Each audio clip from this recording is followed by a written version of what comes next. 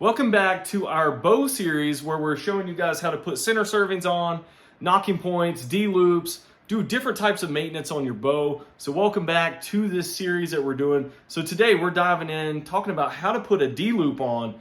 So this is a piece of equipment on your bow that wears out pretty quick. I would probably reinstall one of these at least every season because they do wear out time to time. So being able to go through and put a new D-loop on is going to be in your best interest as a bow owner. This is going to be a lot more cost effective for you because you don't have to take it to a bow shop every single time you need to put a new center serving, D-loop, different things like that on your bow. I have this in our DIY bow press. Please check out that link above. Super easy build, $40. You're going to have yourself a bow press. But all the bow press is doing in this video is just stabilizing the bow so we can go ahead and install a new D-loop up here. So we're gonna dive into this. You don't really need that many materials. So the only materials you really need for this is some new D-loop material, and I'll place a link in the description box below for this. Very cheap on Amazon, and it's pretty good. You can get it in multiple different colors. And then we're gonna use a lighter and a razor blade to cut off the tag ends of the new D-loop that we're putting on here.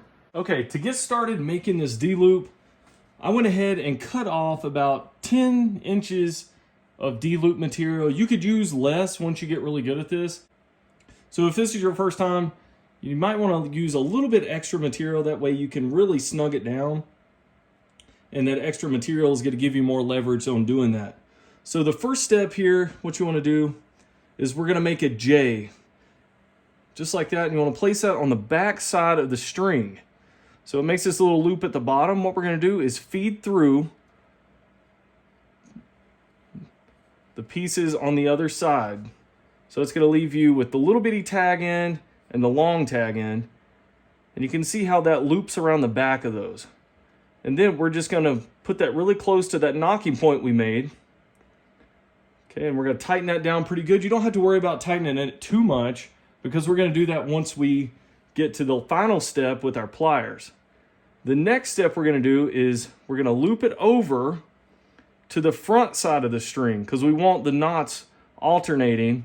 So this loops on the opposite side of the bow. We're going to make it on this side of the bow this time. So we're coming over. What we're going to do is go around the back and then out the middle of the loop. Right here is where you're going to adjust to make sure you have your loop as big as you want it. So what I like to do is start out with it being about a ½ inch.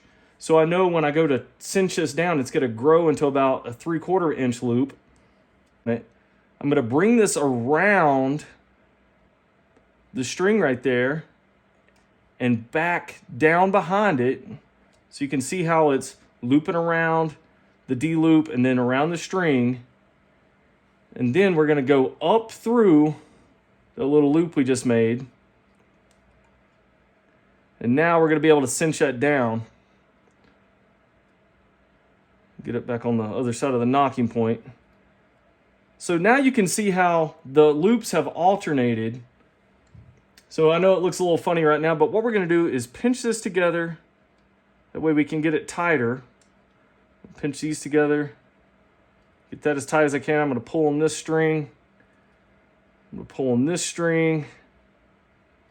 All right, and then to really cinch this down, I know these aren't real archery pliers, but it really doesn't matter. We're not going to be doing too much with this, so you just put it in there and then you just squeeze it apart.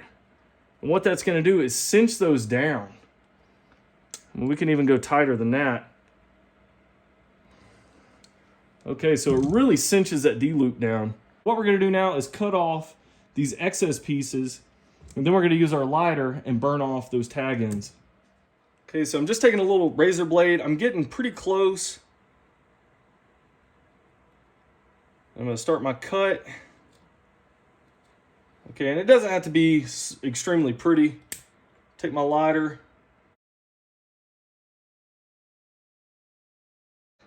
I'm making sure that my flame is rising. I'm not going to go underneath here because that can really burn the string and burn your D-loop and make it weak. So what I did right there is I just melted that and I pressed it down.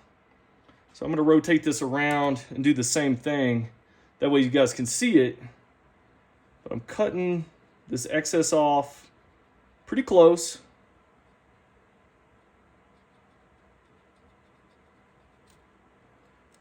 Okay, making sure I'm not cutting my D-loop or the bowstring. Once again, making sure the flame is up. I'm melting that tag piece, and I'm making sure I'm pressing that down. If you find that you didn't get it melted enough, you can always try to remelt it. Because what that's going to do is make sure it locks it in so it doesn't slip out. All right, and there's our D-loop. It's as simple as that. We can check the fitment of the arrow. So we have plenty of room in there for the release aid to fit in and for the knock point to be in there.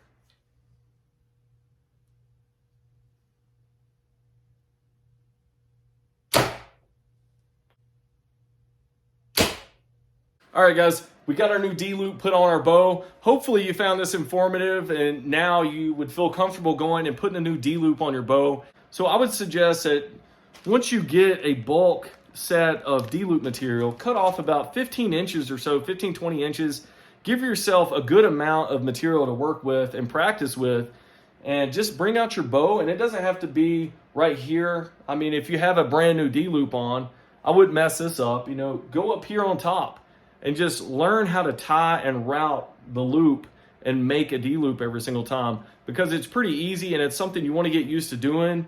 That way it's most cost effective for you. All right, guys, if you like this video, please stick around, subscribe to our channel, like the video as well. It helps me out, and I will catch you in future videos. Thanks for watching.